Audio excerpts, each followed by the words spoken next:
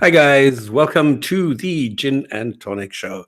It is Friday, it is 29th of March, and it is time to talk about Islam.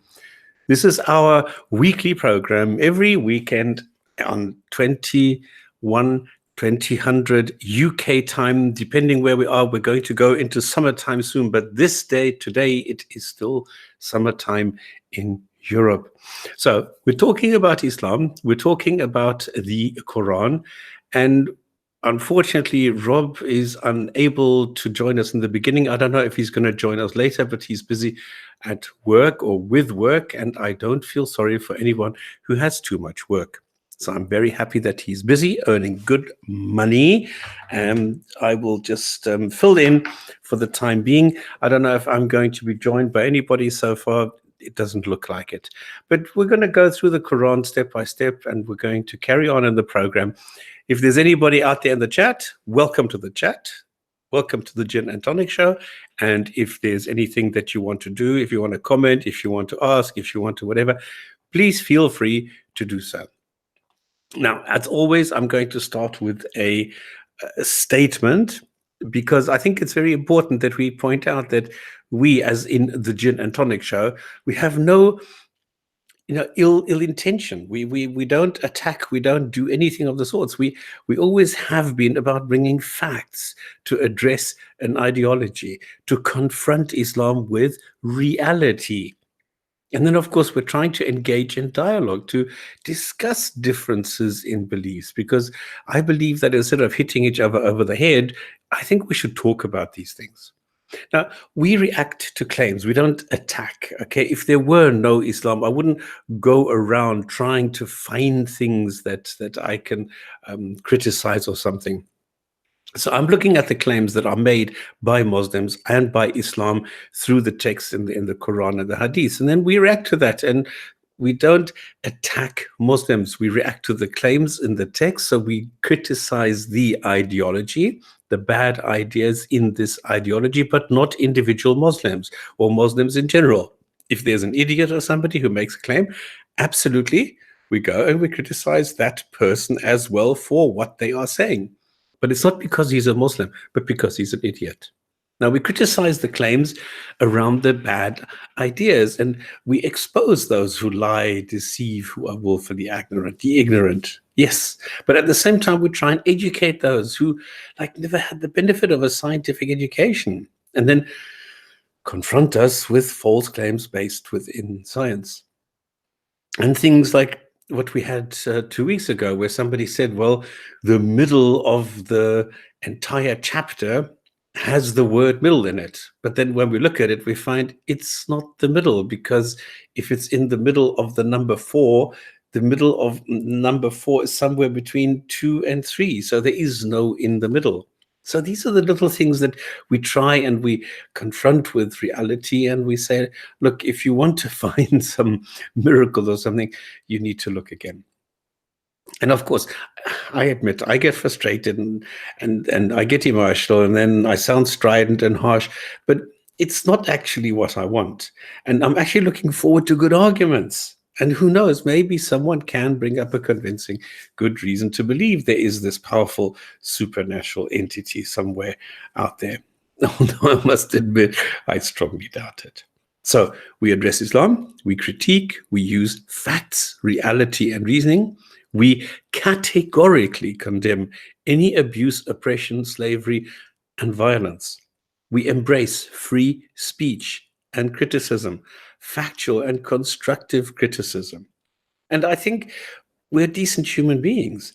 And if you want to comment, question, correct, or whatever, you're simply curious, you've come to the right place. Welcome to the Gin and Tonic Show.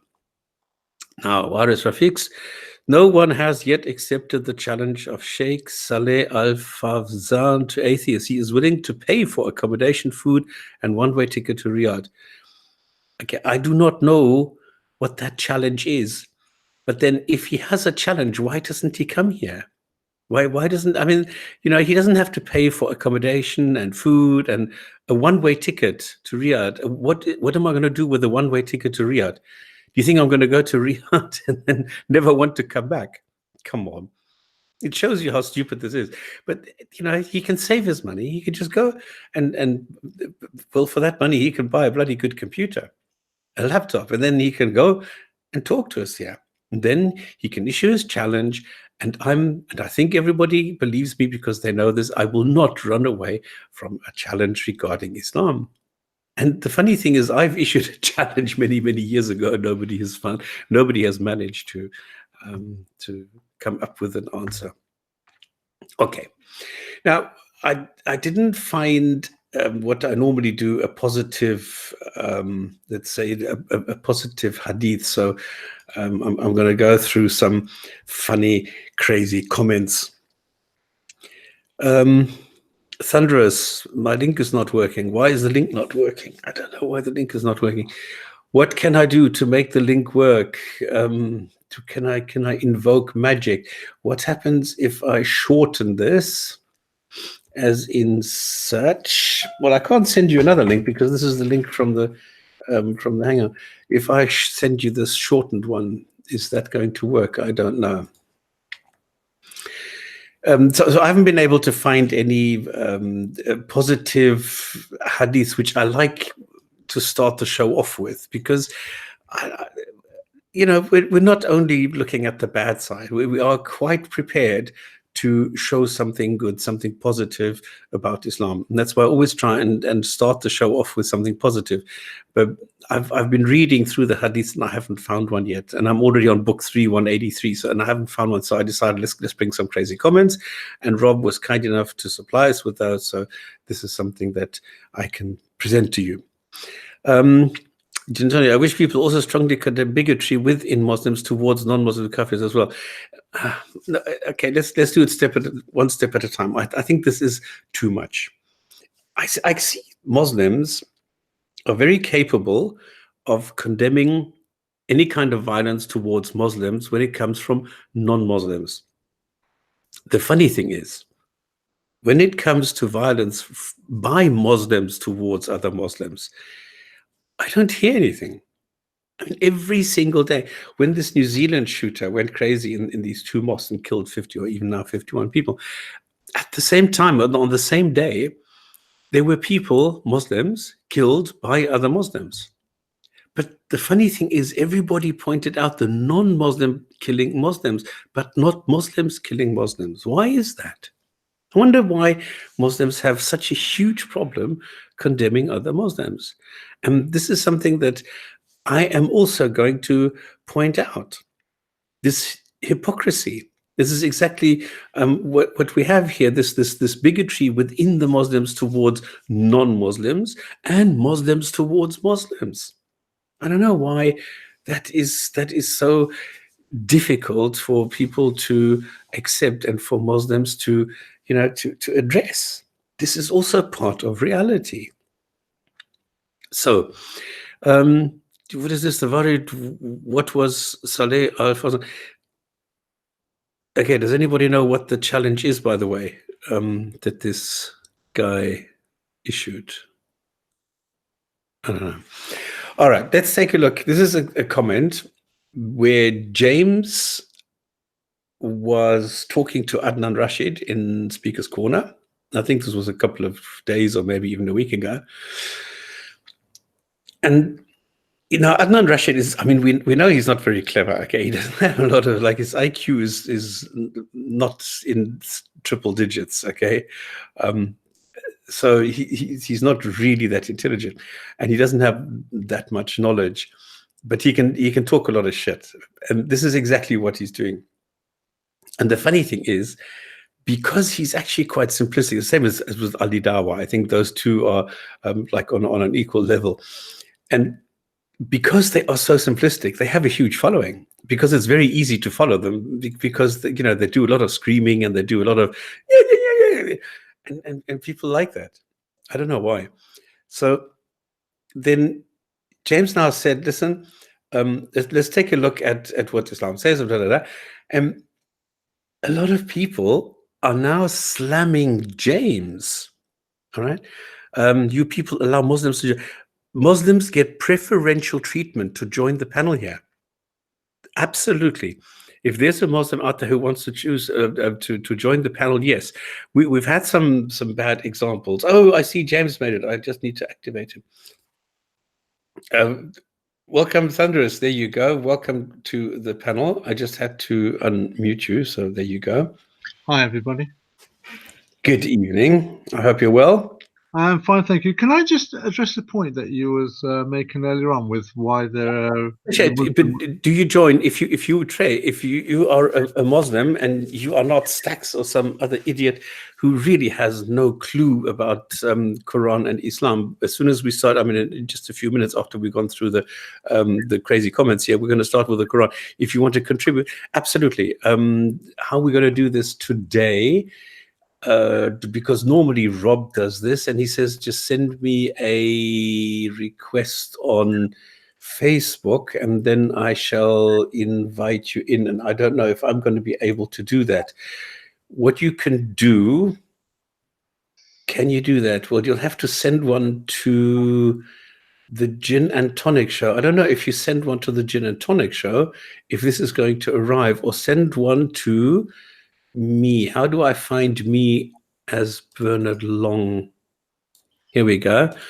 Let's see if this works. Now, this should come to me because on Facebook, I had to change stop spamming. They did not allow stop spamming anymore because they said, that's not a real name. Give me a real name. So I gave them the real name, Bernard Long. And this is what I'm using at the moment. So if you send a message to me, then I should get it because I've got Abu Muhammad Ali. Okay. Oh my goodness. Why do I have so many requests? This is crazy. And why am I getting so many?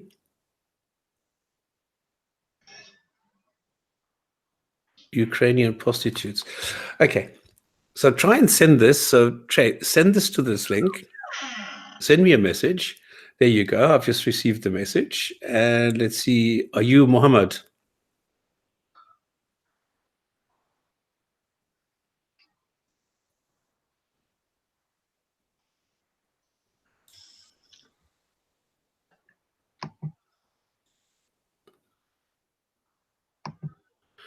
Yeah, this helps if somebody can do this in the background because now I'm holding up the whole thing.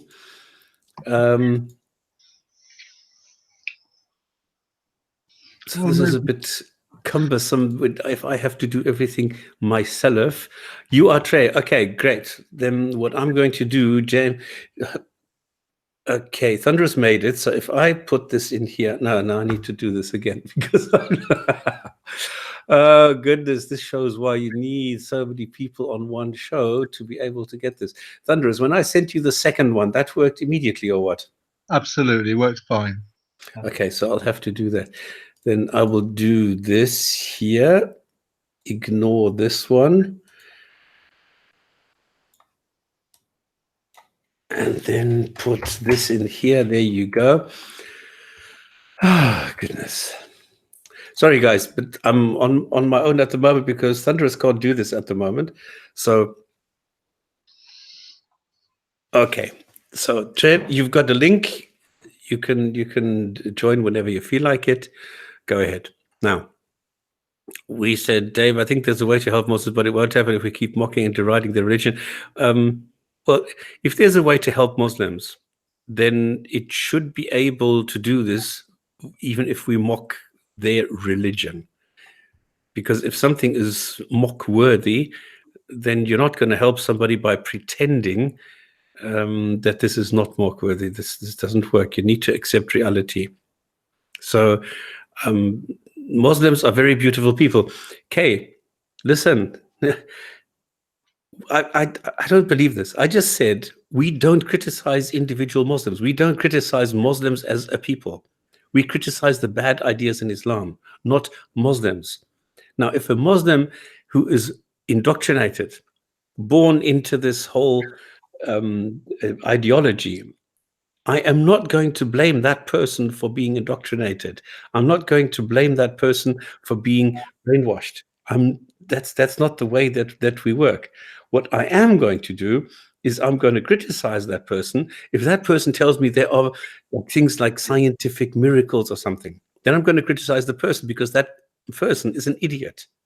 And I'm allowed to criticize an idiot, not for them believing that there is a God. That's a different story. But for being an idiot, that believing that there is such a thing as a scientific miracle, which is number one, an oxymoron, and number two, there is nothing in the Quran that is verifiably correct. So that is unfortunately a fact, and you can't change it. It's the contents of the Quran, and that's the way it goes. So God is not equal goodness. The Abrahamic God is an asshole. It's a tyrant. It's a despotic tyrant, an immoral despotic tyrant. There's nothing about righteousness.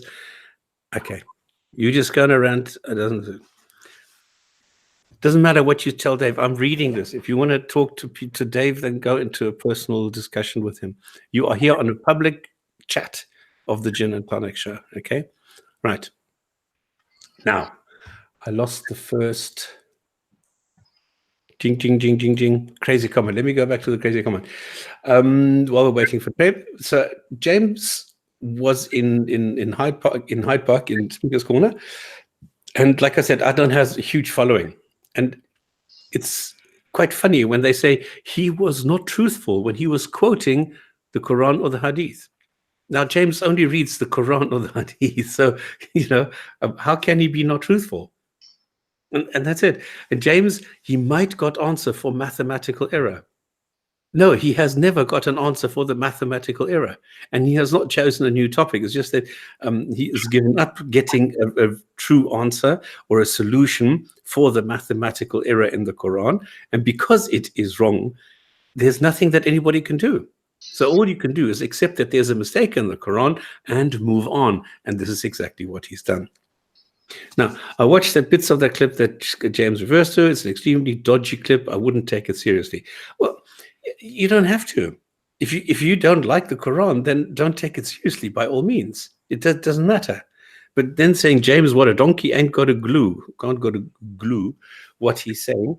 Well, then take what James is saying, analyze it, go and compare it to what the Quran says, and then show, okay, this is what James is saying, this is what the Quran is saying, compare the two, and then say, this is why he is wrong. Okay, that's what you call constructive criticism. And that is something that you should try and practice. Just try and do it. It's brilliant because it works. Now, again, Islamophobes will plot a plan, but they forget Allah is the best of planners. Okay.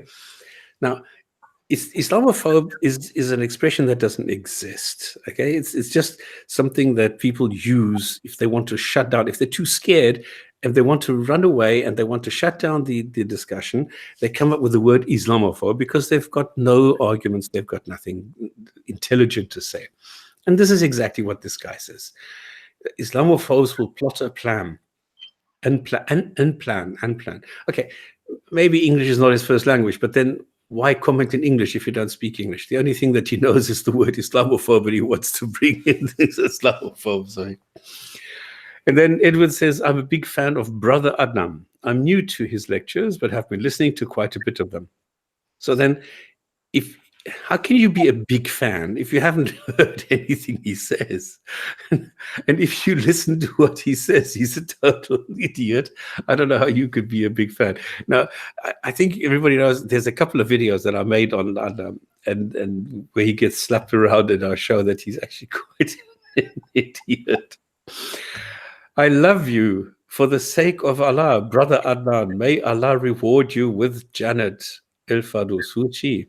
Oh no, with Janat. Okay, for defending our prophet Muhammad Saul. Who's Muhammad Saul? Okay, I think we all know where this is going. I don't need to explain.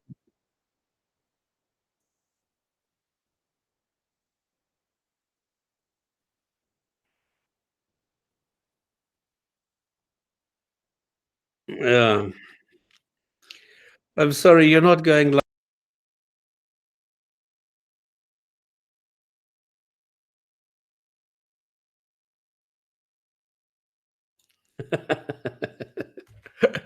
This is an asshole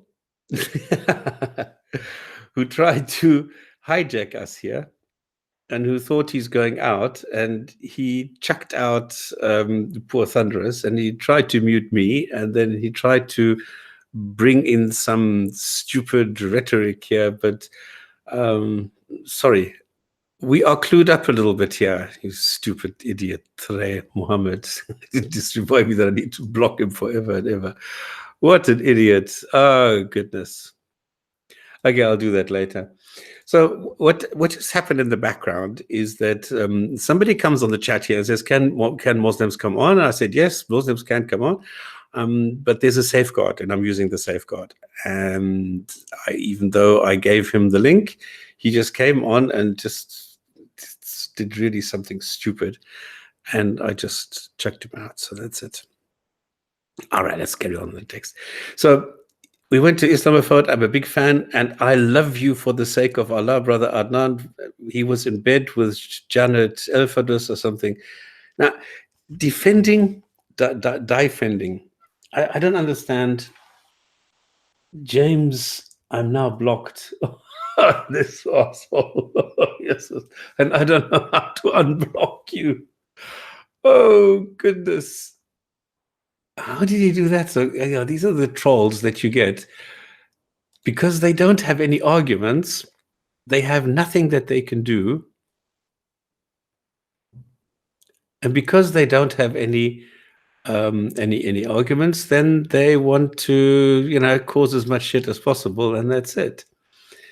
Now, I don't know. I have no idea how to get James back in here. Oh, shit. Okay. Unbelievable. I do not know how to get Thunderous back. Okay, welcome, James. James, we're talking about you, as you heard. And Muhammad, can't you just admit that you're wrong? Do you think that you're allowed to do it because you exactly? It's very easy. Okay, Thunderous, I do not know. I honestly don't know how to get you unblocked from here. Does anybody know in a Hangout how to get to blocked people and how to unblock them again? Invite people. Now, I can't invite. Oh, goodness, this is terrible. I do not know how to get you back. Really, this is... Okay, I've never had this situation. And does anybody in the chat now how to get somebody who is blocked in Hangout unblocked? Is somebody blocked? Okay, James Speaker's Corner, I'm cooking right now. That's it. Okay. You have to start a new Hangout. Oh, shit. He needs to make a new Google account quickly.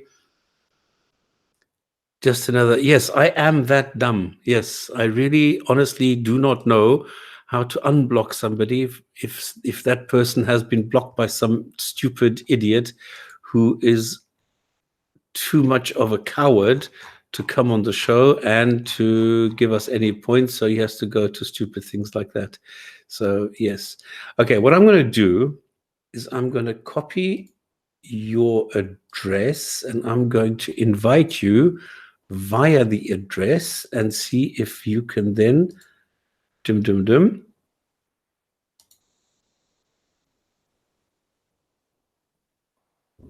Okay, I've invited you now via a special email invite. So I don't know if that's what you...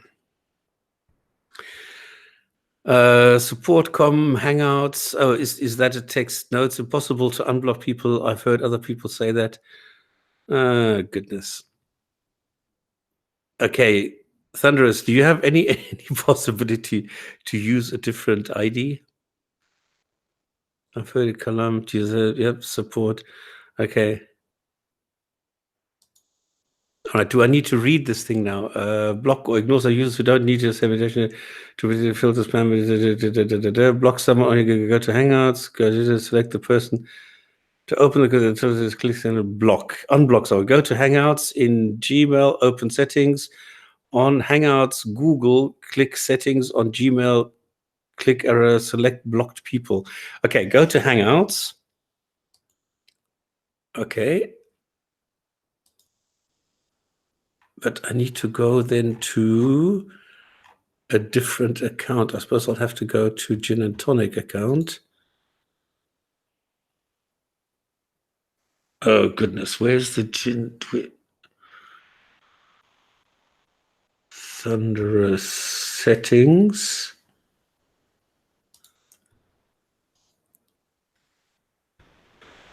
Oh, God, I hate it. Why is this happening during... No, it's quick. I'm not going to read through all this. I'm sorry. Thunderous, can you just get a different ID? It's much quicker. Because this is going to take ages before I get you back in.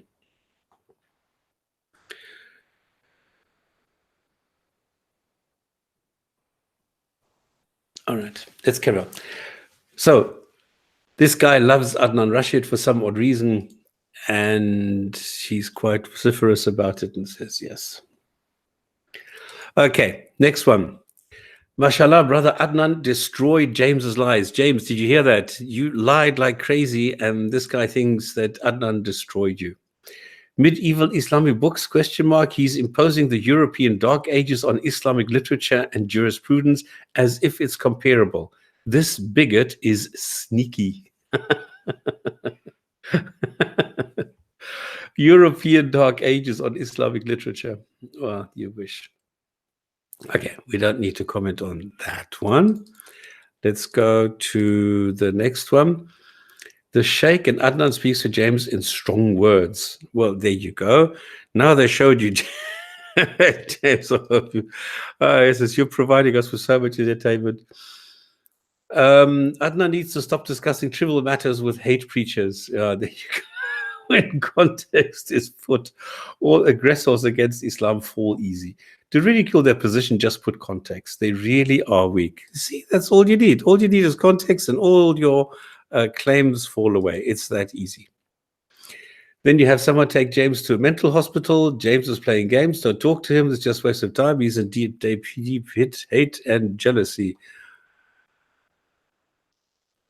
Why does this thing keep on flickering? People, you guys are funny. How many times does this guy have to be this story to learn lol? James got mentally disturbed after Subur destroyed him. Oh, Subur destroyed you as well, James. Did you hear that? Okay, I suppose you're not aware of that either. Adnan Rashid, I don't know what that means. Somebody really doesn't like you. James comes with a hadith to say Muslims should treat Jews and Christians badly. Gets faced with a verse that says you could be kind just to those who do not find a Rabbi out of this guy is a loser. Pay up jizya, James. There you go. That really shows you. Adnan destroyed this mentally ill, deranged, white devilish hate preacher. Well done, Adnan. This James is his deranged middle-class hate preacher who got his dissertation worthy false research information flawed. Okay, James, now you know what to do. It's all your fault. Oh, goodness. Okay. This is now from a video where Abdullah Samir went and commented on how he lost his belief and he started doubting what was going on in Islam. And a lot of people tell me that Islam is still growing and there are less and less people leaving Islam. And the funny thing is, as soon as you have a video where somebody says, look, this is what happened, this is where I started doubting and then critical thinking led me to leaving Islam completely, you suddenly have a lot of other Muslims agreeing. And this one, for example, I'll have one day to come out as well, but right now isn't the time, because they are being suppressed, because they are being held back. The family, everybody is trying to keep them back so that they cannot go and simply admit that they are no longer Muslims. And this is very sad. And this whole punishment of apostates by killing them is keeping a lot of them from being honest to themselves and to everybody else. And they are pretending, they are leading lives of pretense, and they are saying, okay, I'm pretending to be a Muslim, I'm going through the moves. And I know a lot of these people personally who will go to the mosque on a Friday, and they will go through, the rhythm, they will go through the moves, and they will mumble the blah, blah, blah, but they're not really in it. They are no longer Muslims. Everything else, if I go out with them in the evening, they will just sit and they will talk normal. They are just normal people. It's only on a Friday afternoon when they go to the mosque that they are Muslims, and they will say, yes, men are a degree above women. But then when they come to the office, they don't do this anymore. Then they treat everybody the same way, the way that women should be treated, and not as lower objects. And then these people are totally normal. They will condemn slavery. They will condemn any kind of sexual activity with a 9-year-old, regardless of who does it, when it happened, or under what circumstances, and regardless of the context. They will condemn this. They will condemn all violence, all slavery, all these things. What a normal Muslim cannot condemn. And these people will condemn it because they are their normal people. And this is the big, big, big difference between a Muslim and a normal person. And because of the internet, because of the influence of the internet, because of the ability of the internet to quickly and immediately to look for things and to find the reality, to find out what is really the case, what is true, what are the facts, that is why they can leave. And even if it's just in the mind, it's a first step. But a lot of them are really, I feel so sorry for them that they are not allowed to do that because they're trying to protect their family. They're trying to protect themselves. There's a lot going on there. So nothing working. Oh dear, Thunderous. I don't know what to do with you. Because I don't want to stop everything now and start again. But then if you have a different ID, different YouTube ID, how come? I don't know, but it can't be working on IP basis. It must be working on email account. Or is it okay, some people are blocked. Okay, some companies actually use the IP. Okay, so if they block you, they block the IP, because a lot of people today have static IPs. So I don't know if that will work. If you unplug and replug the router, you get a new IP, depending on what kind of a setup you have. Shit, come on, you must have another ID hanging, floating around somewhere. Okay. Another person says, I'm an atheist, ex-Muslim. My family and friends don't know, but I believe that they kind of know because I question a lot of religious things and I don't really pray. But I do participate in some religious things like fasting and religious celebrations, so my family can be pleased. But I want to come out of the closet when I turn 18. So it's the same story. The same story I was just talking about, and it happens again and again, and I see this so many times in the Middle East. Another one, I live in an Arabic country, one of the most religious, and I'm an atheist. I haven't come out to anybody in fear of being killed. Only my mom and my sister, and he says, who's also an atheist, but he crosses it out. Know about this. My sister is supportive, however, my mother isn't. She says, I'll change one day, as if my lack of belief is not valid. And unfortunately, a lot of people see it exactly that there's something wrong with you if you don't believe that gods exist. But it's not. And the funny thing is, it's only when you start doubting, when you start testing this, and you say to yourself, well, what happens if I do this? That is when you feel that there is this inner release and this freedom that you are allowed to think and do for yourself, that you are not doing this for somebody else, but you are living your life the way it's supposed to be lived according to you. And let's face it, most Muslims are better than their God anyway, so why not admit it and be a free person? And a lot of people are doing that. Another one, look at me, acting like a Muslim every day. If I make atheist channel, I will be dead. So if he goes and propagates this and he brings out a channel and actually admits, yes, I no longer believe that the Quran is correct and that this God exists, he can die. And this is the sad part of Islam. And this is, as soon as this stops, Islam will be completely dead. I mean, Islam is dying now. This is why you have this propaganda, fastest growing religion. My foot, it's not. But they need exactly this propaganda to keep the people in the fold, because there's too many people who want to leave. By repetition, you come to improved version. Somebody says something, and I said, listen, repeating bullshit makes bullshit better. And this is something who says, yes, by repetition, you come to an improved version of bullshit. I don't know how that works. This is truly a crazy comment. And here's another one. I'm an atheist from Kuwait. It's very hard to express your opinions and ideas. Even criticism of religion is prohibited. I feel so alone, yet I'm surrounded by a lot of people. My country provides the right to believe in whatever you want to believe. But the problem is with blinded, stupid religious citizens that might kill me if I tried to criticize their religion, even peacefully. Sorry for my bad English, just need to express my feelings. And this you also see a lot. And I also had this, and it doesn't matter, even in Dubai. I mean, Dubai is supposed to be so open and worldly. No, you're not allowed to say these things. If anybody doubts me, well, just go stand on the Corniche or somewhere and say, I don't think that Allah is a good God, and see how long you survive. And people say, thank you for bringing these realities to light, because ex-Muslims talking about it shows other Muslims that it's okay to be an ex-Muslim. So Muslims can see that there are ex-Muslims who are leading happy, fulfilled lives without Allah to get them through the day. And it works. It absolutely works. And I'm also an atheist from Kuwait, and trust me, Mr. Dawkins, it's spreading everywhere.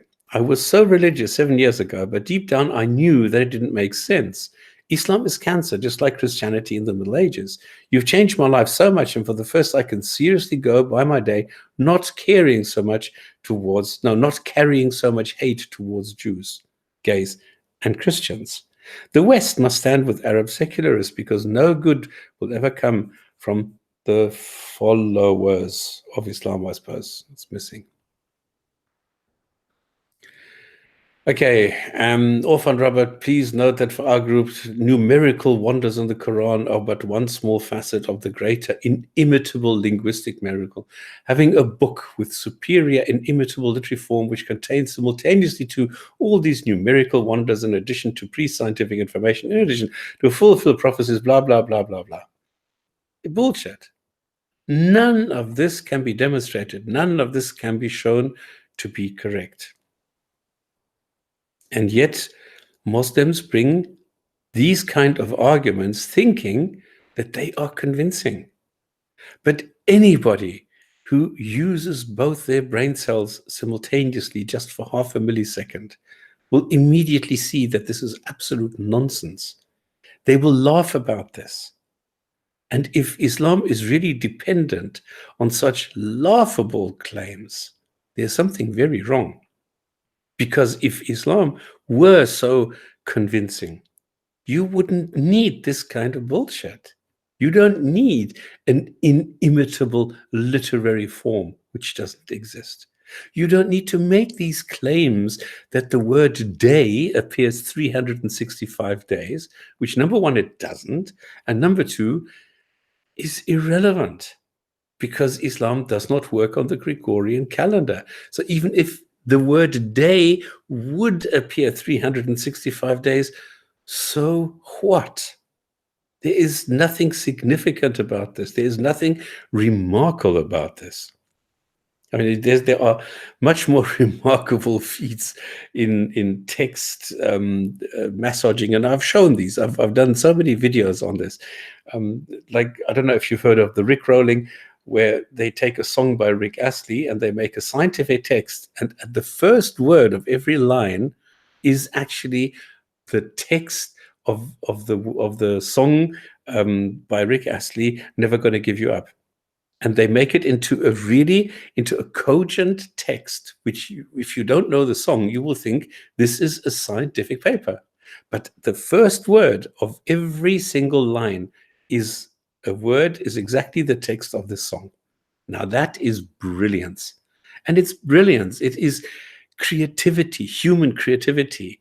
There is nothing inimitable. Every book is inimitable, if you want to call it that. There's nothing in, I mean, the Quran is really badly written. I don't know any other book that is so badly written as the Quran is. And there's nothing verifiably correct in this book. And nobody has been able to show me anything correct in that book. So I don't know why people come with these stupid claims, which are ridiculous, and they are they're just, I don't know, childish. And they're more funny than anything else. And if your religion, your ideology is dependent on stuff like this, there's something wrong. Have we talked about Petra? Yes. We've gone through Professor Gibson and his idea, his theory. Now, I made a video quite a while back, which is called Islam is Weak, and I show why Islam is weak. And I bring a couple of arguments exactly like this. If you are dependent on this, I mean, there's something wrong with you. But then Muslims don't like this. And okay, somebody realizes I'm from South Africa. So he says, your whole argument is, if Islam is from, okay, what he's trying to do, he's trying to make fun of a South African accent, okay? If Islam is from perfect, I don't know, I don't even know how to pronounce this in a South African accent. If Islam is from perfect God, then why Islam has problems? Lol, such a dick. Long live Islam. Allahu Akbar. Yeah. And these are the people who follow Islam, okay? These are the people that they're primitive. So, yeah.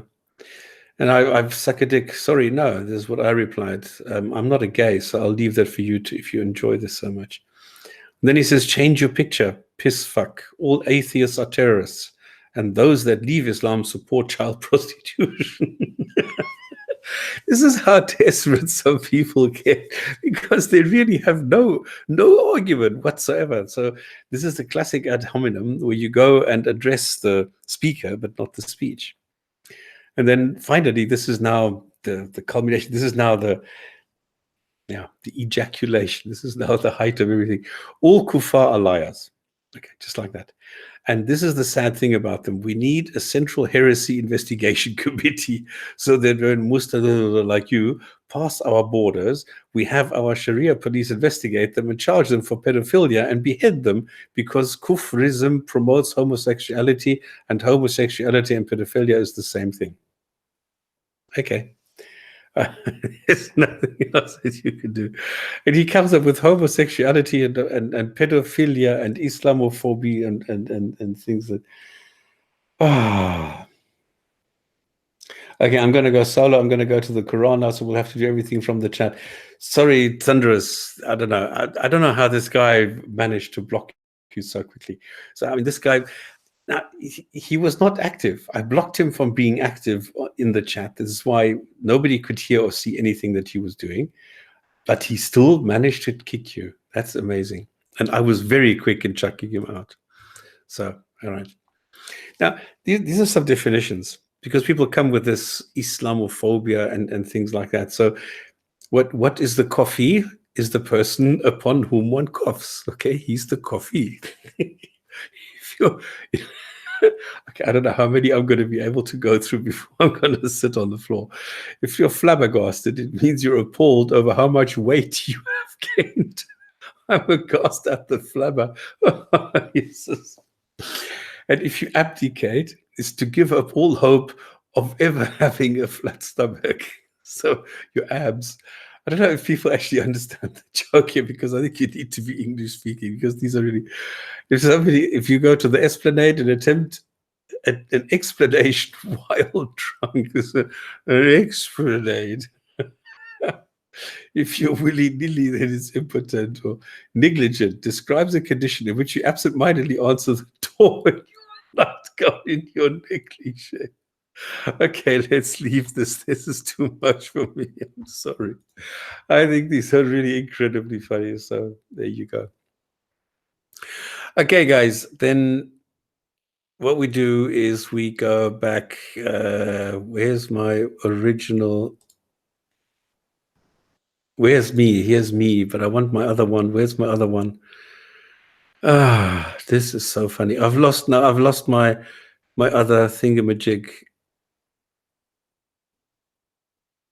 I've lost my stupid avatar. Okay. Let me switch this off. I'll have to just go as Jinn&Tonic. There we go. All right, guys. Let's go back to the Quran. Let's go and see where were we last time. I've actually forgotten. I need to find Quran. I can't find the Quran. I've got so many windows open that Islam refund essay oh my goodness. Because I like the version that I was using by Rashad Khalifa, because it's a slightly different translation, which is as positive as is possible. And that's why I like this so much, because it is so positive that there is nothing that you can do to make it look bad. And the only way to counter that is then going to, here we go, using the Quranics, using the different one. Okay. Speakers. Good evening. Good evening. Oh, this is you. You need to change your logo. I didn't see it. Hey, good evening, everybody. Hope you're all well. Yeah, we're just starting. We've had a bit of drama because Thunderous was kicked by a Muslim who wanted to join, came on Facebook, came in a chat, said, "Can I join?" I said, "Yeah, you can join." Sent me a message on Facebook, and then came on, but I didn't activate him. And immediately he came throwing the usual background video with audio, with everything, but I had him blocked. But he still managed to kick Thunderous. He was trying to do the same with me. He managed to mute me, but then I quickly kicked him. But I was not fast enough for him to stop him from kicking Thunderous. And now Thunderous is blocked, and I don't know how to unblock him. No, you can't without starting a new Hangout. Because Dave says there's a list, and he sent me a link, which is in the chat still, where you need to go, and there's an entry somewhere who is blocked. You can unblock them, but I don't have the time now to do this during the live chat, so unfortunately. I'll have a quick look there, but that list isn't for this. This blocking isn't done here, as far as I know. That's, could be. It's yeah. An account block. I'll have a look there for you. Unfortunately. Yeah, you'll always get one. Okay, we stopped on 164. In the creation of the heavens, the alternation of night and day, the ships that roam, and we saw that there is very little in here that is remarkable. It's just the manipulation of winds and the clouds, just saying that God does everything and everything is under control. Yet some people set up rivals to rival God, and now I've forgotten to...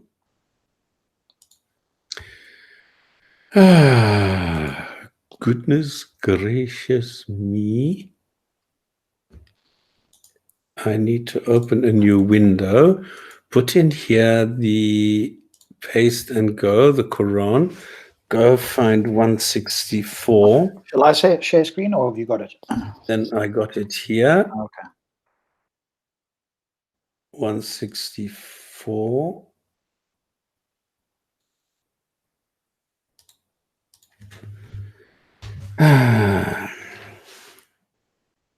Okay, here we go. Now I need to go to Stinks.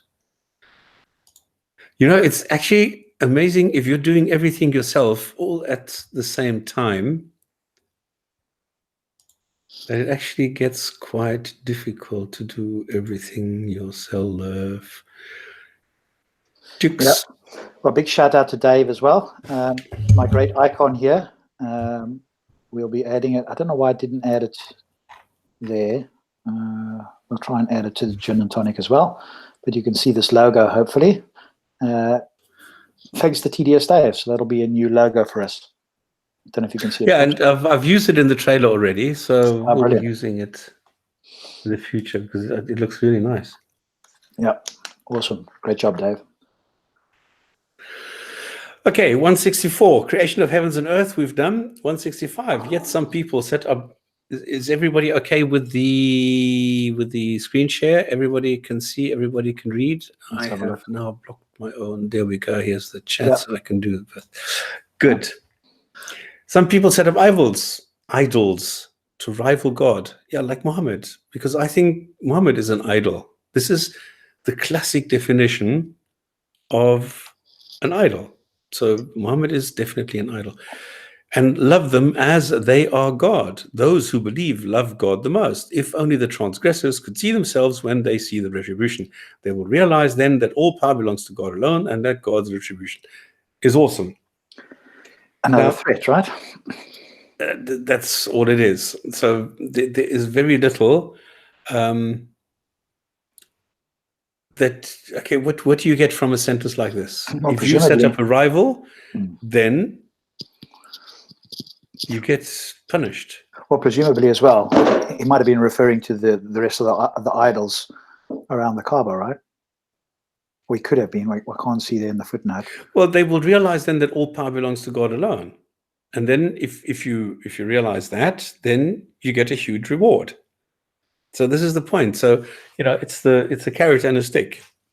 Don't obey, I will punish you. If you obey, you get a reward, but only when you're dead. Okay, don't expect anything now. Don't expect this. Don't expect that you will be able to test this. Oh, no. It's when you are dead. And then you just need to believe it on faith. Yeah, that's always the case, isn't it? There's no way you can know ahead of time or see yourself. So it's just different ways of saying the same threat, really, isn't it? Yeah. And those who were followed will disown those who followed them. They will see the retribution. All ties amongst them will be severed. Okay. Those who were followed will disown those who followed them. Those who were followed will disown those who followed them. So those who were followed will disown those who follow them. They will Does that make sense? No. So presumably there'll be these people who were being followed by other peoples, right? Some other, maybe they're talking about these false idols, or the people that led people to the false idols, right? And then when they see the retribution, they'll disown all the people that followed them as well. Yeah, it doesn't make a lot of sense. What I will quickly do, just to be thorough, I'm just going to go to Quranic and open that up, but I'm not going to share this too much. When will disown, this is the corpus, when will disown those who were followed, and they will see the punishment, will be cut off the relations. This is a nonsensical sentence. And this is why even the translators couldn't make anything cogent out of this. When those who have been followed disassociate themselves from those who followed, and they see the punishment and cut them off. Yeah. And Yusuf Ali, then would those who are followed clear themselves of those who followed them? They would see the penalty, and all relations between them would be cut off. Okay, this is obviously a sentence which does not make sense. I'm sorry. But no doubt there's some scholar out there who could explain their interpretation to us, right? Well, there's a footnote, but I'm not going to bother. Yeah. If anybody finds this important or something, then go ahead, take the sentence, you're allowed to keep it. By Those the way, who followed will say, if we can get another chance, we will disown them as they have disowned us now. God thus shows them the consequence of their works is nothing but true. So this continues. yeah, it's just more of the same. So let me just go to the tafsir and see what they say. When those who were followed, the leaders, the Lowly, both the leader, the Lowly, and the hereafter. Okay, this doesn't make sense. Then when those who were followed, okay, so let's take a follower. Somebody who's followed is Muhammad. Okay, so Muhammad declares themselves quit of those who followed them. No, it's not referring to Muhammad, right? Some other. No, I'm just taking an example. A follower, false prophets, probably. False prophets. Mm. So let's take, who's a false prophet? Jesus. Oh no, that's whatever. Joseph the Smith. Unbelievers loved idols in keeping with caprice and nature. not reality. Hence, when they see the beginnings of the chastisement at the resurrection, they will know that they have no place on which to stand and will disown their idols. As for the faithful, their friendship is the fruit of the real friendship, as he says he loves them and they love him. Therefore, the steep roads and trials that come to them do not bring any defect into their love, so they do not... Yeah, I mean, a bit late then, right?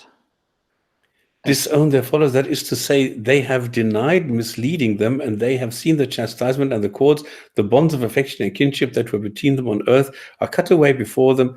I mean, even the tafsirs don't make sense. Well, they've got to come up with something, right? How do we try and explain this? That doesn't seem to make sense. When those who were followed disown their followers, and they have seen that, no, this is stupid. This is crazy. Let's move on to the next one. Basically, it's just a threat, right? That it's gonna be unpleasant in the hereafter when you see the retribution, right? If only we had another turn so we could disassociate for them as a, yeah, okay, there's nothing useful here anyway. Okay. O people, now we're getting to Satan. O people, eat from the earth's products all that is lawful and good. Do not follow the steps of Satan. He is your most ardent enemy. And how do they know what products, all that is lawful and good?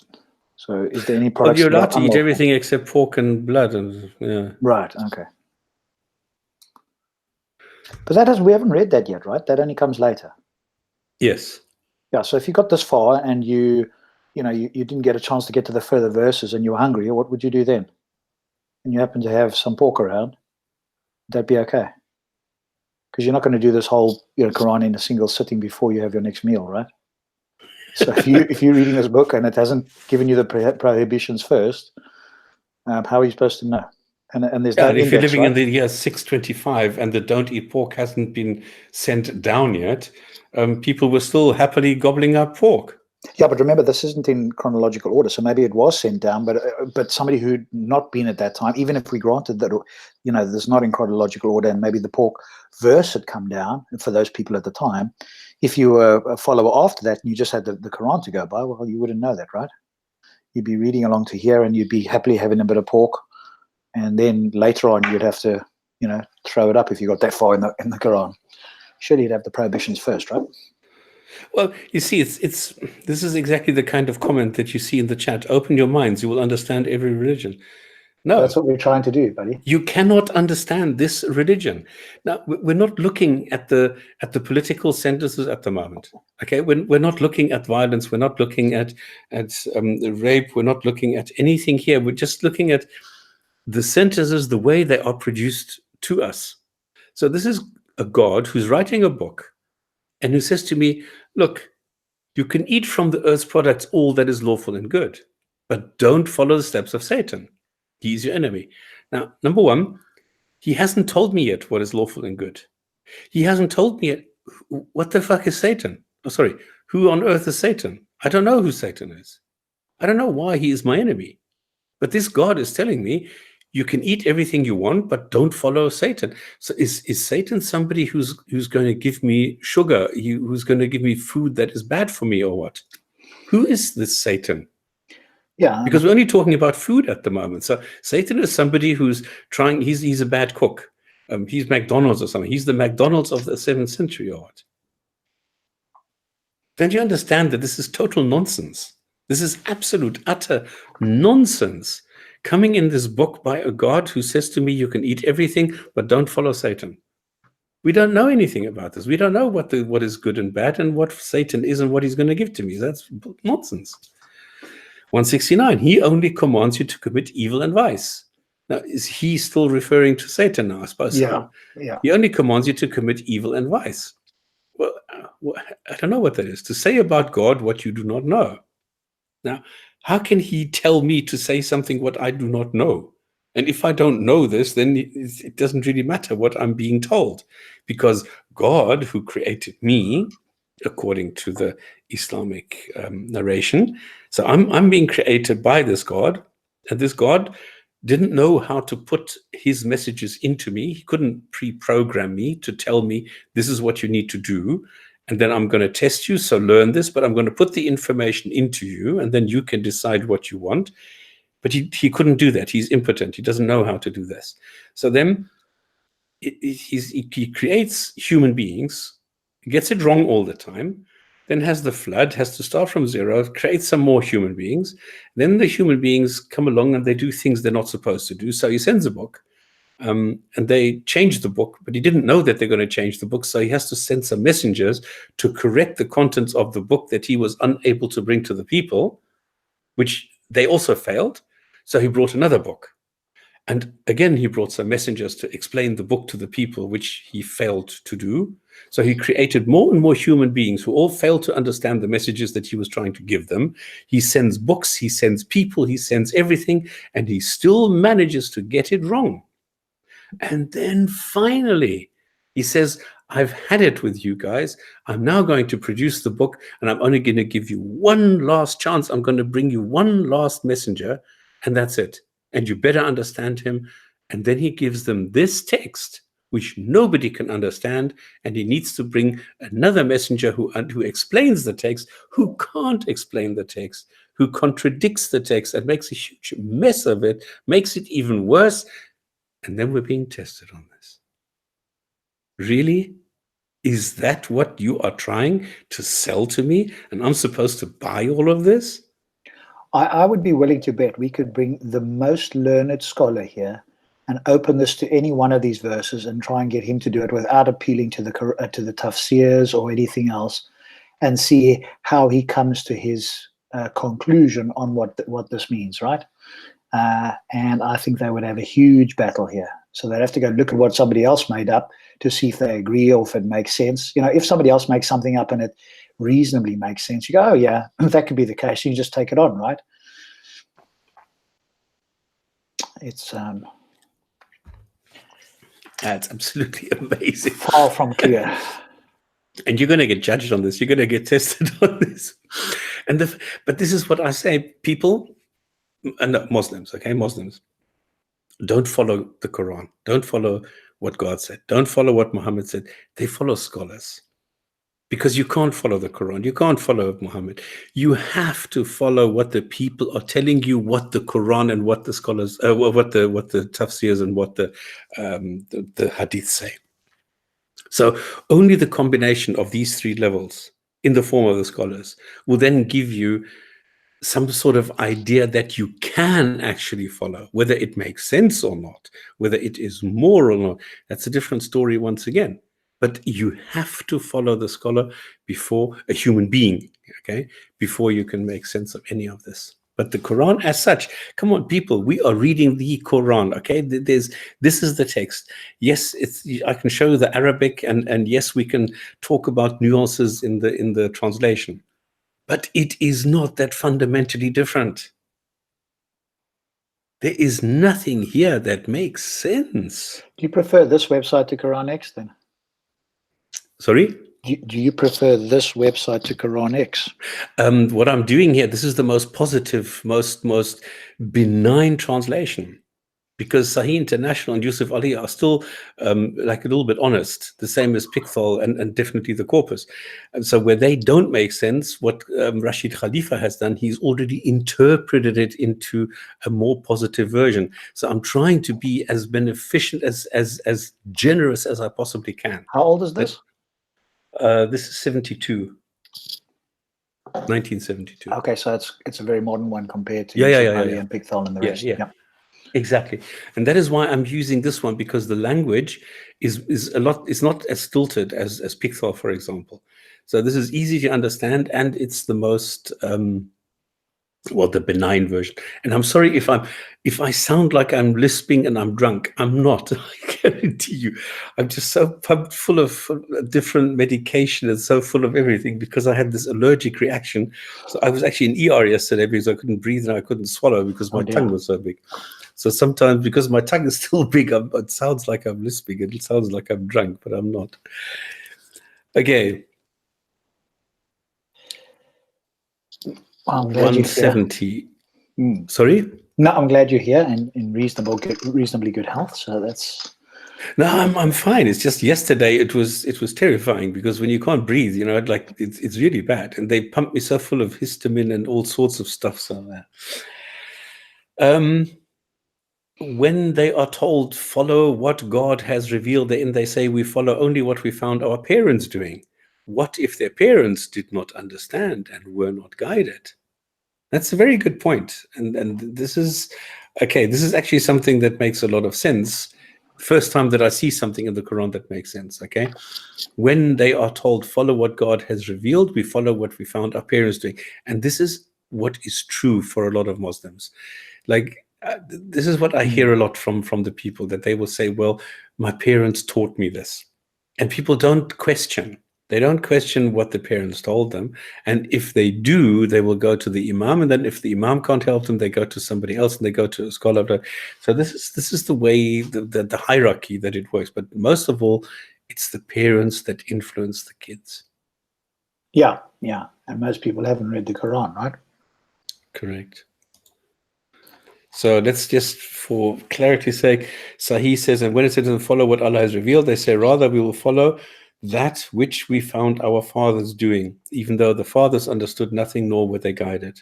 And Yusuf Ali says, when it is said to them, follow what Allah has revealed, they say, no, we'll follow the ways of our fathers, even though their fathers were void of wisdom and guidance. Okay. So that's true. So if your parents are going to teach you to be Christians, you will most likely start off by being a Christian. And the same, if you're a pagan, you will start off as a pagan or as a Muslim or whatever. And then it's only later that you can actually go and decide. You can develop critical thinking and you can think, does this make sense? And that's why people then change. The example of such disbelievers is that of parrots who repeat what they hear of sounds and calls without understanding. Deaf, dumb, and blind. They cannot understand. The irony of that verse is, isn't it just? It's incredible. Isn't it just? It so well describes many Muslims, certainly many that I've encountered anyway, and I think many around the world as well. They just repeat what they're told. It's like you've always said, right? And they've been taught what to think, not how to think, right? Yeah. And this is the problem. But here they're saying we are the ones. I am somebody without a God belief, okay? I don't believe in ghosts or gods or anything. So I'm the stupid guy. I'm deaf, dumb, and blind. I cannot understand. And yet, if I ask a Muslim a question, they can't answer. And we had a lot of crazy comments because you gave me a whole, lot of them. Did you go through them all? Yeah. Oh, okay.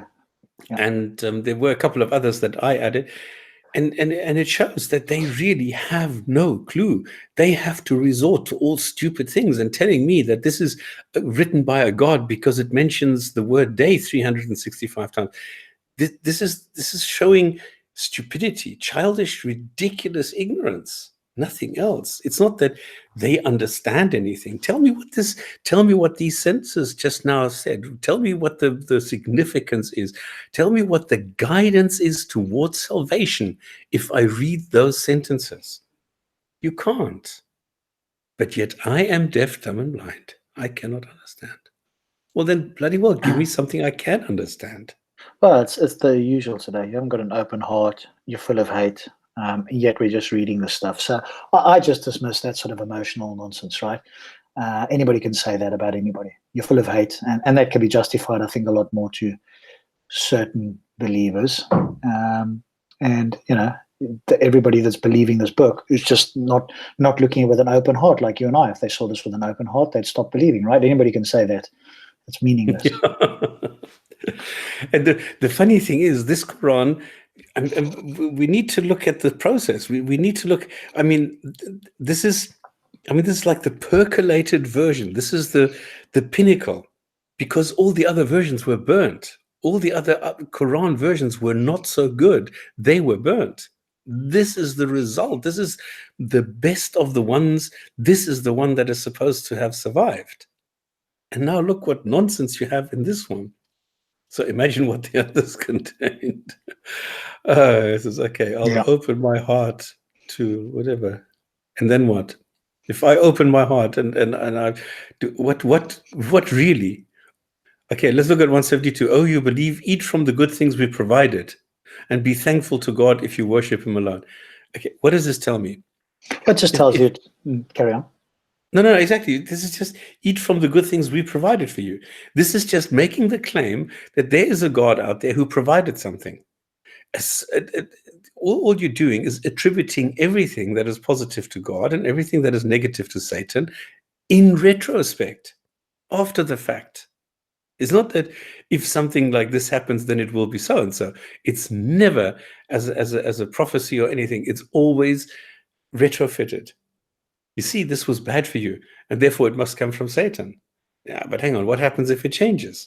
Oh, well, then it was actually a blessing in disguise, and then it was actually by God who made it. There will be some excuse, but it's never honest. So how am I going to eat from the good things we provided for you? Can you verify this? No. Can you falsify this? No, you can't. So it's a statement that is just sitting there, and you either accept it or you don't. Is there any meaning? Is there any deeper intention behind this? No. All it is, it's supposed to appeal to the primitive people of the 7th century. You see, here, we gave you everything. And now you need to be grateful, because every time you go and eat some, I don't know what, then you need to say thank you for anything that you drink or eat, because I gave it to you. Well, that's the You point, isn't didn't. it? It's just a case of, hey, you've got to worship me for everything. And I Right, thank God for saving my son and allowing this heart transplant to take place. Well, bloody well say thanks to the doctors and not just to God who allowed this. But isn't that amazing? That's the point, isn't it? If you were to thank God, then you wouldn't require medical intervention, right? Oh, but God allowed those doctors to do it. Right? Really?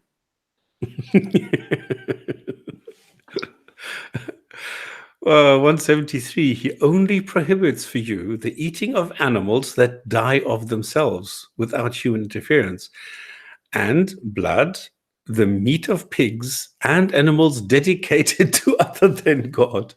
If one is forced to eat those without being malicious or deliberate, he incurs no sin. God is forgiver, most merciful. So what's the point? Well, I mean, exactly. I mean, but if you look at the other translations, they don't say without being malicious or deliberate, as far as I can remember. He has only forbidden to you dead animals, blood, the flesh of swine, and that which has been dedicated to other than Allah. But whoever is forced, neither desiring nor transgressing, there is no sin upon him. Yeah. So basically, if you were starving, right? Yes. So if you're in the desert and you only have a pig walking past, go ahead and eat it.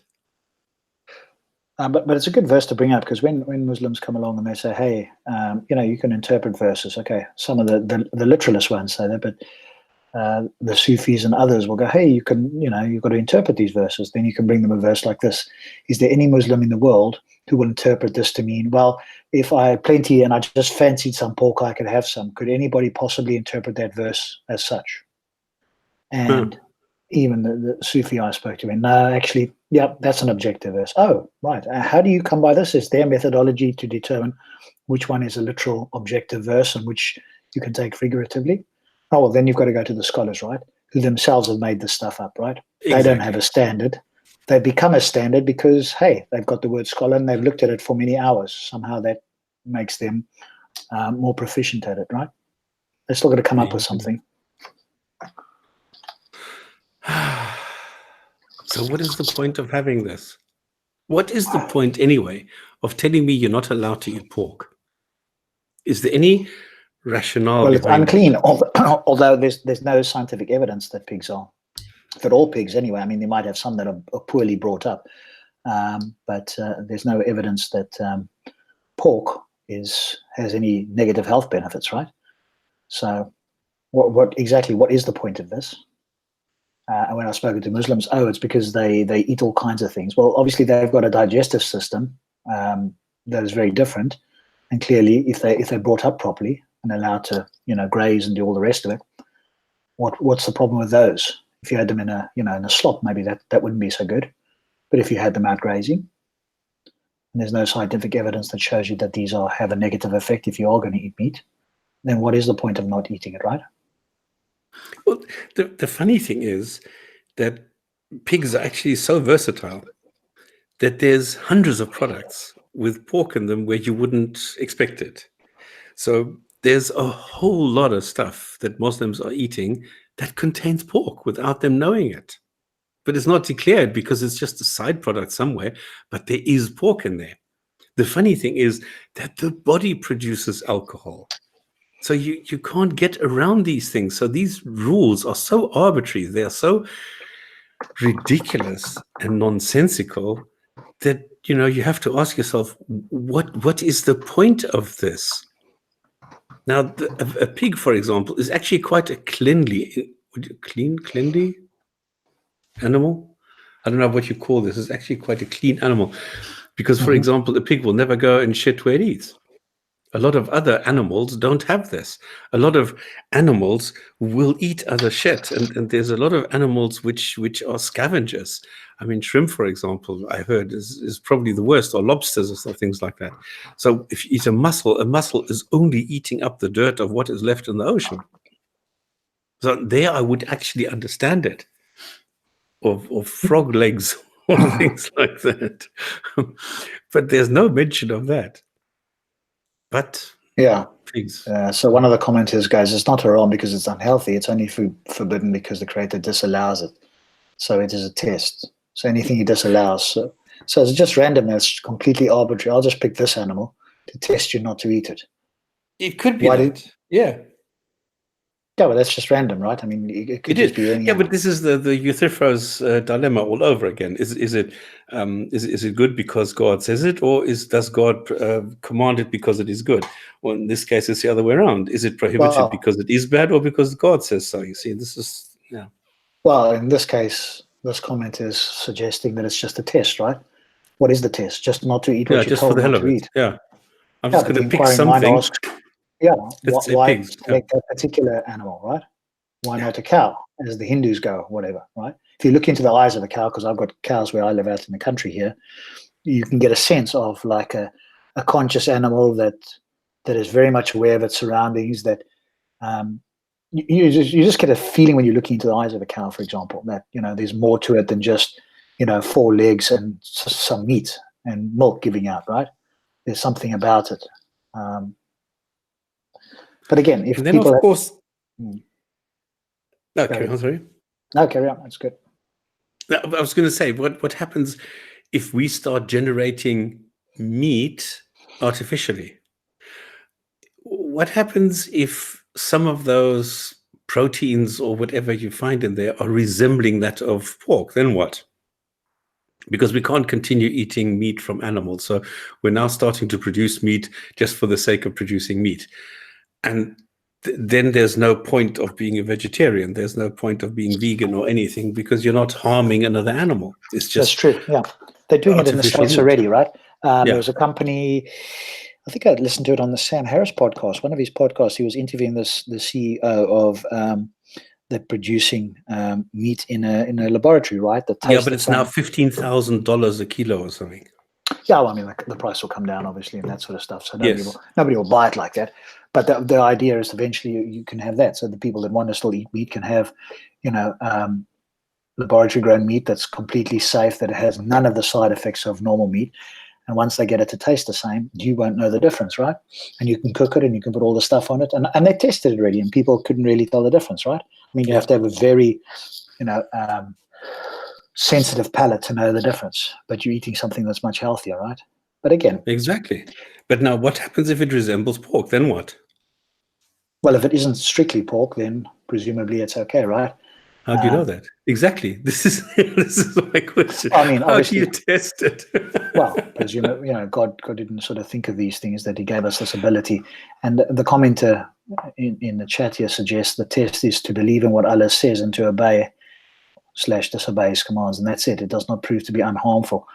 Yeah, I mean, obviously that's what the Quran is, right? But then that sort of also seems to be a contradiction, right? Because you're also supposedly told, which we'll come to again, to ponder the Quran and so forth, which some Muslims suggest means to think about things and to ponder, etc. I take it to mean pondering the Quran until you just accept it, right? But some people have an interpretation that you should ponder.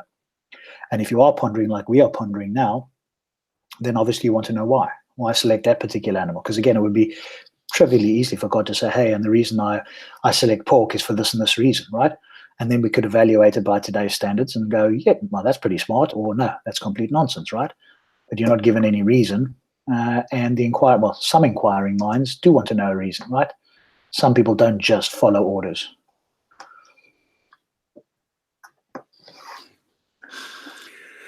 Okay, 174. Those who conceal God's revelations in the scripture in exchange for a cheap material gain eat but fire into their bellies. God will not speak to them on the day of resurrection, nor will he purify them. They have incurred a painful retribution. Now, does that mean that on the day of resurrection, if I'm a good boy, God will speak to me? Now, I know somewhere in the Quran there is a sentence that you will be able to see their eyes. No, their faces will be shining because they are looking at their Lord. So that means you can see, whereas in the rest of the Quran it says you can't see. So there's a contradiction in the Quran between seeing it. But here it says God will not speak to them. So it means if you are a good boy and you are allowed into paradise, God will speak to you. He's like the Walmart greeter. Hi, welcome to Walmart. Welcome to heaven. How will you conceal God's revelations? What, by lying or by being a disbeliever? Yes. Right. This is the assumption. This is the assumption that we've heard before. If you do not believe what this God says in this book, you are concealing. This is why we are the kafirs. We are the ones who are hiding the truth. Yeah. Yeah. For cheap material gain. Or what material gain? Presumably being able to do things that's forbidden, right? Yeah. Sahih International, those who conceal what Allah has sent down of the book and exchange it for a small price, those consume not into their bellies except the fire. So in other words, I will send to the eternal hellfire because I don't believe what it says in the book and rather go for what I think is correct in my life here today. This is the small price. And Allah will not speak to them on the day of resurrection, nor will he purify. So this is all the same. Those who conceal Allah's revelations in the book and purchase them a miserable profit, they swallow into themselves naught but fire. Allah will not address them on the day of resurrection, nor purify them. Grievous will be their penalty. But isn't it also said in the Quran that you would be judged on Judgment Day? That's what Judgment Day is, right? Yes. And by Jesus, Nohal. Say again? By Jesus. Where does it say that? I don't know. Is that in the Quran? I think it actually says this in the Quran, that Jesus will be the one who will come back. No, he will. Oh God, what does it say? I can't remember. He will sit and do something. But Jesus is the one who will judge us. And in the Muslim scripture, Jesus and God are different. Yeah. Well, why is Jesus getting to do the judging? Because it says, I'm sure it says God will do the judging, or Allah will do the judging as well. No. It's Jesus who will do because remember, Jesus is the one. The whole story is that he will fight the Dajjal and the Antichrist, and he will then finally wrestle down Satan and dispose of him, and then he will judge all the people. God will resurrect them, and Jesus will judge them and decide who will go to. But what's special about Jesus, though? I mean, because obviously they don't believe he's the Son of God, right? So. This is the funny thing. There's another contradiction in the Quran, because the Quran says that every prophet is the same except for Jesus, because Jesus is already in heaven.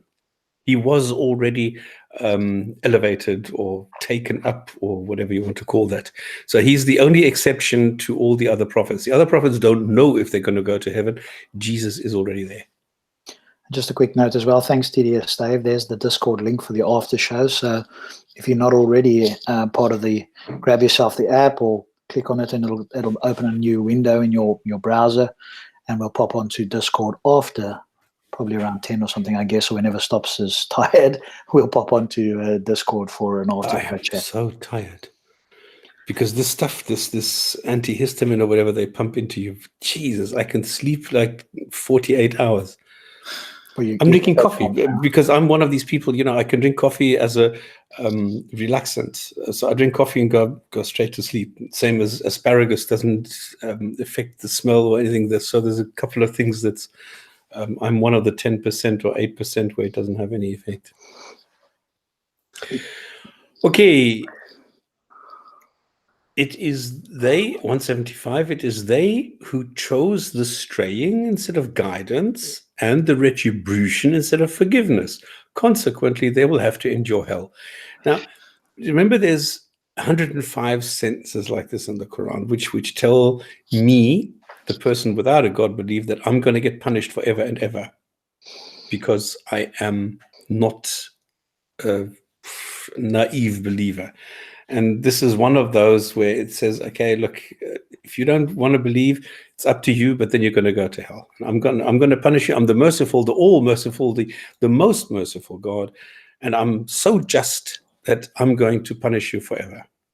Yeah, and as we know, being the most merciful and the most just is a contradictory position. You're one or the other. But if you're going to, if you're going to hell, then you can't be most merciful, right? So Not really. No. You could claim to be just, but again, by what standard, right? It's just arbitrary. His own standard. I'm just because I say so. Okay. Well, Yes, exactly. that doesn't impress me. It's not what I do, it's what I say. What makes you special about that? Just because you're more powerful? That seems like, I was thinking about that. I think today or yesterday, I was thinking about it. What is it about God specifically that makes his commandments moral or objective or whatever the case is? And then I say, because they'll normally, well, depends whether it's Christian or Muslim or both.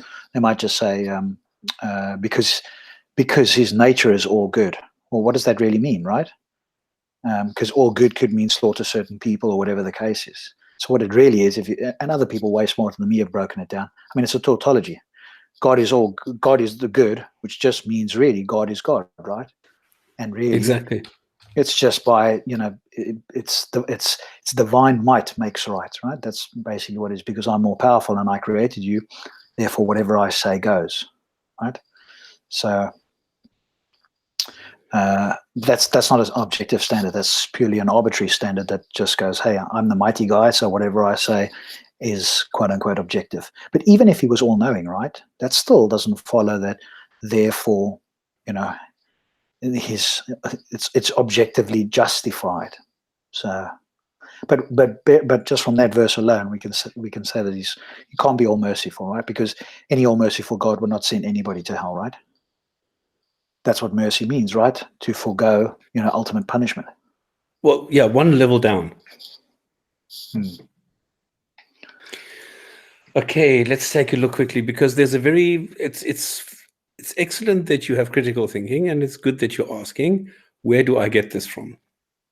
So, according to Muslim teaching, some of Allah's names include tells us as the just, the judge, the judge's side, the just, the arbiter, blah, blah, blah, blah, blah, the judge. The Quran itself testifies that there is no other judge beside Allah, but it also proclaims, my Quran says, will judge creation in light of assertion. For instance, the Holy Bible teaches.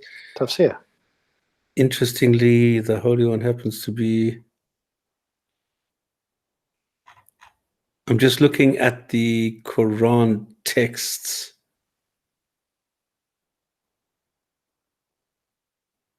When any one of you intends to God, he should lie on the bed and then say, oh Allah, Lord of the heavens, Lord of the... So where do I find in this long text, because this is all the eschatology, in light of such a show, the last thing we would expect in Islam is for Christ and his followers to ascribe such titles and functions to the Lord Jesus. After all, if the Quran were correct, that Jesus and his disciples were Muslims, then they would never ascribe such a divine characteristic to Christ, since to do so would go against Islamic monotheism. Yet, if they did attribute this unique role to Jesus, then this proves that both Christ and his apostles went around proclaiming that Jesus God in the flesh. So this is the Christian view, which doesn't help me at the moment. This is far too long. This is like, oh. All right, well, let's move on. I mean, I think it's clear that it's just, as you say, it's just another pronouncements against those who don't believe, right? So another threat. Yeah, but I wanted to show that my statement that this is Jesus who's going to do Oh, right. Okay. the judging is actually correct, because I don't remember where I found this now. I can't even remember if this is hinted at in the Quran and then explained in the hadiths, or where this comes from. I don't remember, because you read so much and then yeah. Okay. This is because God has revealed the scripture bearing the truth, and those who dispute the scripture are the most ardent opponents. Okay. We've got another comment there, which I think is amusing, presumably from a Muslim. You guys are so ungrateful. When we colonized Andalus, we gave you arithmetic, art, science. We treat you well and give you Europe as a good start development. This is how you pay us back. I don't know what dreamland this fellow's been in, but hey, I'm sure science and evidence won't change his mind. Mustafa Diag, why do you believe this? Because he's heard it somewhere, right? Do you believe this what 1001 inventions say, that we gave you arithmetic? Do you believe that Khwarizmi, he wrote the book on Al-Jabr, which became algebra? Okay, cool. Now, have you read any of that? I'm 100% sure that you haven't, because if you had, you would know that, number one, something like 5,000 years before Khwarizmi, we already had not only arithmetic but algebra. And what Khwarizmi wrote is like a far cry from what we call algebra today. He didn't put, there's not a single formula in there. There's nothing like a squared or something in what Khwarizmi wrote. Okay, so you need to be careful what you are claiming.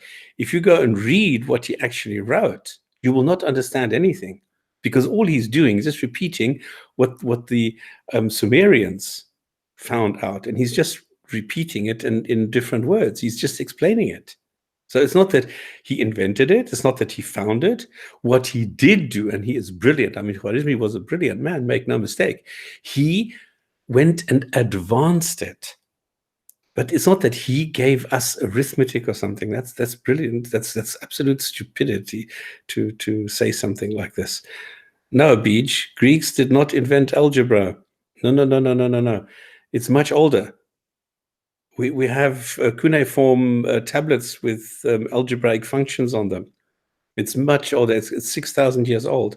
The Greeks then perfected it, and the Hindus went and contributed. And then from that, they improved it. But it was only, I think, in the 17th century that we got to the form in which it was, it's recognizable to today's algebra. And there's a whole page. It's actually, I think it's called Algebra History or something, or History Algebra or something like this. There's an actual page where you can see the whole history of this. Okay. Cool. Okay, this is because God revealed the scripture. A claim, bearing the truth. Claim, because funny enough, bearing the truth, if you try and find something that is true, you can't find it. At least I haven't been able to find anything that is verifiably true. And those who dispute the scripture, I dispute this, are the most ardent opponents. Yes, I'm an opponent of calling this scripture. I don't actually know what scripture means. Scripture. What is scripture? It's like holy. I don't know what the word sort of holy holy means. message, right? Sent down. Yeah, but I don't understand what that means. Well, supposedly the claim that it's come from a exactly supreme being. Exactly. That's all it is. It's just a claim. Yeah. Okay, 177. Righteousness. And now this is the definition. Okay, so this is now very important. Righteousness is not turning your faces towards the east or the west. Let that sink in. Righteousness is not turning your faces towards the east or the west. Righteous are those who believe in God, the last day, the angels, the scripture, and the prophets. And they give the money cheerfully to the relatives, the orphans, the needy, the traveling alien, the beggars, and to free the slaves. And they observe the contact prayers, the salat, and give the obligatory charity. And they keep their word whenever they make a promise. And they steadfastly persevere in the face of persecution, hardship, and war. These are the truthful, these are the righteous. Now, why couldn't that be the entire Quran? Yeah, part of that verse is quite good, isn't it? I'm not sure what the not turning your faces to the east and the west is. What's that got to do with it? Again, that's probably figurative, right? Stay on a straight path and not get. But again, you could actually say that, right? Rather than use east and I west. think this is, don't turn to the east or the west to Jerusalem, but to Mecca. But you can see how we are interpreting this. Very, very different. So there are very different possibilities how you can take this. Let's go take a look what the tafsir Somebody's says. joined there. You might want to kick that says deleted user. So I don't know. That's very probably a troll, unless you've given it to somebody else. You might just want to remove that. I don't see that.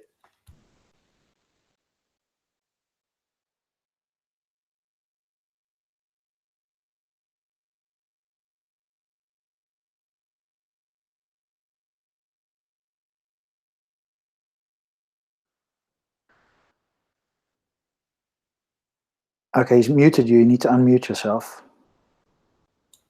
So this was probably the same arsehole. Yeah, but I've blocked him as well, so he won't be able to get back on again. Well, he's going to find another one. But the thing is, it's sneaky that you can, and I think this is one of the big shortfalls of a Hangout. You can kick somebody if thank God you had your eye on this, because mine was blocked by Quranics, so I didn't even notice that. Okay. But he could have chucked you, and you would have been unable to come back on. Okay, let me look at the tafsir. It is not all of righteousness. It is also said that it is. Oh my God. It is not righteousness means it is not faith, that you merely turn your faces in prayer, exactly, in prayer to the east, but towards Mecca, towards Jerusalem. But righteous is, but faith amounts to agreeing with he who believeth in Allah, and it is also said the faithful is he who believes in Allah on the last day and resurrection. Okay, so there are different ways of interpreting this.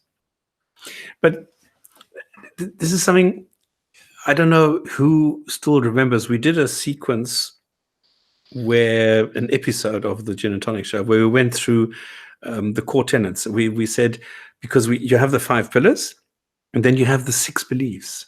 And this is where this comes from. I don't know if people remember this when we went through that. Yes, that was a show quite a while back, yeah. And this is where this comes from. And this is a very good definition. I mean, if you want to believe in angels, fine. There's nothing wrong in believing in angels. I mean, believing in angels does not get you to do anything. There's no consequence, I will think. I cannot think of a consequence at the moment. Well, except for not believing what's true or not having evidence for it, right? Yeah. So you'd only believe that on faith, right? Which is not a reliable way of finding out what is true. So yeah, you're right. It's not unless, depending if the angels speak to you or not, but if you just want to believe that there's something called an angel that you don't have any interaction with, it's pragmatically, it's quite possibly not harmful. But from a truth point of view, well, why would you? Yeah, that's a different story. Yeah. But then the scripture, that's a different thing altogether. Righteous are those who believe in the scripture. Okay. Now that is now very dangerous, because if you take the scripture, which you must remember in Islam, it's always also Torah and Injil. So if you believe in the scripture, then you're looking at really brutal stuff here. Because remember, if you believe in the Bible, the Old Testament, that this is always my go-to. If you believe that the righteous were saved by God, then you have to believe that Lot was a righteous person. He was the only righteous person in Sodom and Gomorrah who was saved. All the others were killed. He was the only righteous person who then got drunk every night and had sex with his daughters every single night until both of them were pregnant. And he was the only righteous person. So God says you are righteous, and you get drunk every night and have sex with your daughters, but you're righteous. This is the kind of God this is. Now, I'm sorry, I don't find that righteous. I don't know why a God would say that this is righteous. The same God says, I don't like you. I'm going to kill you. You're dead. And he dies. And then he tells his brother, Onan, I want you to go and have sex with your brother's wife. And this is righteous. Now, how can anybody tell me that this God is righteous? And then in Islam, this guy says, well, I think it's righteous that women are a degree below men. And it is righteous that the man who fears some sort of resistance from his wife, that he's allowed to slap her, to beat her. How is that righteous? I don't call that righteous. Yeah, different idea, right? Right, let's do a couple more and then maybe we call it. Oh, you who believe equivalence is the law decreed for you when dealing with murder, the free for the free, the slave for the slave, the female for the female. If one is pardoned by the victim's kin, an appreciative response is in order and an equitable compensation should be paid. This is an alleviation from your Lord and mercy, and anyone who transgresses beyond this incurs a painful retribution. And now this is, everything that was positive before has just been destroyed. I think this is one of the worst sentences in the whole Quran. Oh, you who believe, equivalence is the law decreed upon you when dealing with murder. The free for the free, the slave for the slave, the female for the female. If one is pardoned by the victim's kin, an appreciative response is in order. An equitable compensation. Yeah, I remember you talking about this, right? Now, why I think this is the worst sentence in the Quran is if I, for example, I go and I'm driving a tractor and I run over a slave of my neighbor. I've killed one of his slaves, which means that he has had a financial loss. Now, what I now need to do is I need to kill one of my slaves so that I incur the same financial loss that my neighbor has. In other words, I need to kill one of my slaves who has done absolutely nothing wrong. So I'm supposed to kill an innocent person just for the sake of compensating the loss of my neighbor. Well, presumably, maybe one response to this would be that no slave is innocent, right? The fact that they're a slave means they're not innocent. Yeah, but the same thing with the female. The same thing for the free. So if I kill the guy's brother, if I run over him with a tractor, I need to have him kill my brother, who has done absolutely nothing wrong. Although there's if they pardon you, okay, but then it's even worse.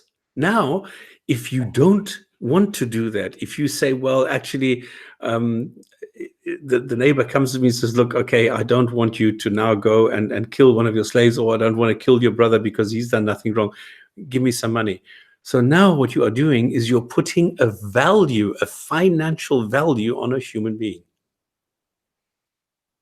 This is crazy. Well, I mean, yeah, but I suppose the neighbor could argue, no, I'm not putting a financial, I don't want you to kill because I don't think that's right. But the Quran does say, pay me back because, hey, this was my well, that would only apply for a slave, right? It wouldn't apply for a family member. And then, yeah, I think you've got a point. If they're now putting a price on a family member, a value on a family member, although we do it today, I suppose. So, but I think but if it's a case of, hey, I'm only not killing it because I want you to give me money, that would be worse, I suppose, than just going, hey, I don't want you to kill it, but can you give me some money to compensate me? But yeah, not good. So I think this is really the worst, how anybody, like a just God, a merciful God, the most wonderful and everything, can tell me something like this, that I should kill somebody just to make up for somebody totally innocent. This for me is, I don't know, it goes against everything in my body, in my brain, everything. My feeling of justice is totally out of whack here. Yeah. If I read something like this. Anyway, there you go. Equivalence is a life-saving law for you, O ye who possess intelligence, that you may be righteous. And he still rubs it in, makes it even worse. Oh, goodness. People, why do you worship this God? Really? Okay, write a will. It is decreed that when death approaches, you should write a will for the benefit of the parents and relatives equitably. This is a duty upon the righteous. Hey, good sentence. Nothing wrong with that. Brilliant. I mean, there are a couple of sentences in the Quran which I would keep. The rest I would, just delete. But this is something Nothing wrong here. If anyone alters a will he had heard, the sin of altering befalls those responsible for such altering. God is hearer, knower. Well, if God knows this, anybody can enter or change or alter or whatever as much as they want, but God would know and should be able to correct it, but can't. So what is the point of threatening somebody with, listen, I'm watching you, you can't change the will because what? Nothing happens. Well, it'd be a sin, right? Although it doesn't say it there. No, the sin of altering befalls those responsible. So, yeah, what are you going to do? Nothing. It's just, I'm watching you. But it is a sin. Okay, yeah. Yeah, so any sin is punishable, right? Yeah. But just to remind them that God's watching, in case they didn't know that, from about 3 sentences ago. God as CCTV. Yeah. If one sees gross injustice or bias on the part of a testator and takes corrective action to restore justice to the will, he commits no sin. God is forgiver, most merciful. Sorry. So in other words, if one sees the injustice and takes corrective action, what does that mean? Okay, let me see what the others say about this. Whoever fears from the error, then reconciles between them. But if one fears error or sin and corrects that which is between them, then there is no sin. So if there's something wrong with the will, if anyone fears partially or wrongdoing on the part of testator, makes peace between them, there is no wrong on him. Okay. So that means if I put a statement or put an action into my will, which is a sin, and somebody corrects this, then you're allowed to. Right. That's how I interpret it at the moment. Yeah. Oh, you who believe, fasting is decreed. Okay, we're changing topics now. Yeah, do you want to carry on, or should we stop there? Then we know where we're going. Yeah, let's stop with the fasting then. Okay, so 182. Okay, cool. Okay, just a reminder, TDS Dave, if you can put the link in. I've got to go do a little bit of client work, but I'll be listening in on Discord. So we'll be going to Discord after this. So if you want to join us on Discord and have a chat about anything we've talked about here or any other topic, then let us know. Join the link. Dave will pop it in, hopefully, shortly, and we'll do a hadith of the day. Okay, hadith of the day. What I have selected today, let me just get rid of all my windows. Yes, I've got a lot of shit open here. Is narrated by Said, and this is from Bukhari 1, Book 3, number 104. Abu Shurayh said when Amr was sending the troops to Mecca to fight Abdullah bin Az-Zubair, I said to him, "O chief, allow me to tell you what the Prophet said on the day following the conquest of Mecca. My ears heard and my heart comprehended, and I saw him with my own eyes when he said it. He glorified and praised Allah and then said, Allah and not the people has made Mecca a sanctuary. So anybody who has belief in Allah on the last day should neither shed blood in it nor cut down its trees." And now comes the important part. If anybody argues that fighting is allowed in Mecca as Allah's apostle did fight in Mecca, tell him that Allah gave permission to his apostle, but he did not give it to you. So there's a huge difference here. The Prophet added, Allah allowed me only a few hours on that day, and today its sanctity is the same as it was before. So it is incumbent upon those who are present to convey this information to those who are absent. Abu Shurayh was asked, what did Amr reply? He said, I know better than you. Mecca does not give protection to one who disobeys Allah or runs after committing murder or theft. So in other words, you're not allowed to do anything bad in Mecca except if you are Muhammad. So Allah has given Muhammad special permission to kill and to fight in Mecca, but nobody else. Yeah, there we go, special dispensation. I was looking for it. Can you just post the link again there, Dave? Somebody's asking for the link there. And on that note,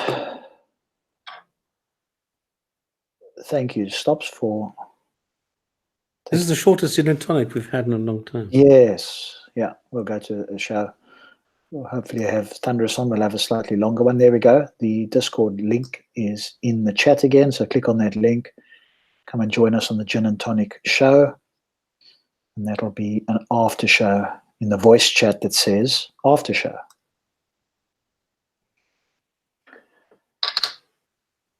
So, Hey guys, thank you very much. See you next week. See you on the Gin and Tonic show for the next sentences of the Quran.